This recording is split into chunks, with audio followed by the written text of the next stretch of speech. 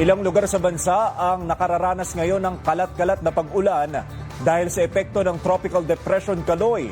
Ang magiging galaw at lakas ng bagyo, ating alamin mula kay Pag-asa Weather Specialist Grace Castañeda. Ma'am Grace, posible bang lumakas itong bagyong Kaloy? Magandang hapon po, Sir Gaba, sa ating mga taga-subaybay. Sa ngayon nga po, nakikita natin na patuloy na hihina na itong si Bagyong Kaloy. Binabaybay pa rin ito yung karagatan, huling namataan sa line 470 kilometers east ng Giwan, Eastern Samar. Taglay po yung lakas ng hangin ng 45 kilometers per hour malapit sa sentro at tubog po na umaabot sa 55 kilometers per hour. Pahilaga po yung pagkilos nito sa bilis na 10 kilometers per hour.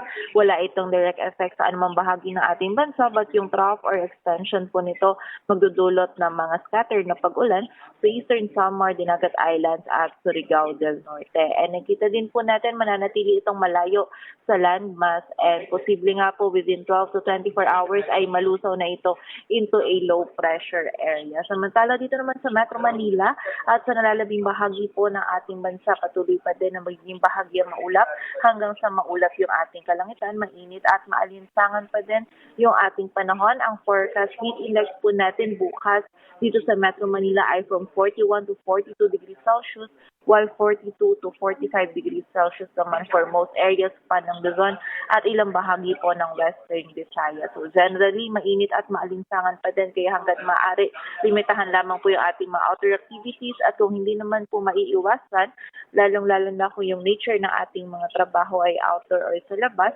from time to time magpahinga at sumilong po tayo, ugaliin natin yung pag-inom ng tubig at huwag po natin kalimutan yung mga pananggalang natin sa direktang init ng araw. Yan po muna ang latest dito sa Weather Forecasting Center ng Pag-asa. Grace Castañeda, magandang hapon po.